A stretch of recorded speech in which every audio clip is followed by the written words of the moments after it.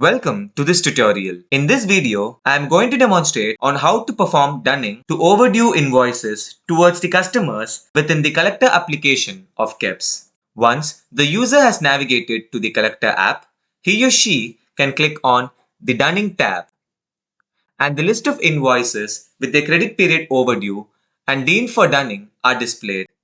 Here, the user can simply navigate to the Actions tab and click on the Send button in order to initiate a dunning mail.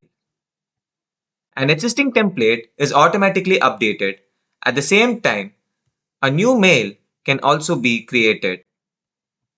The contents can be edited, and once finalized, it can be either sent to the customer by clicking on the Send button and can be discarded as well.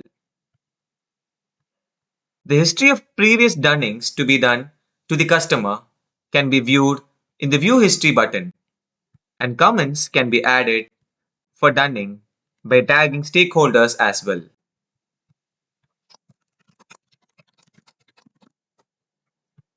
The mentioned stakeholder will be notified the same. Thank you for watching.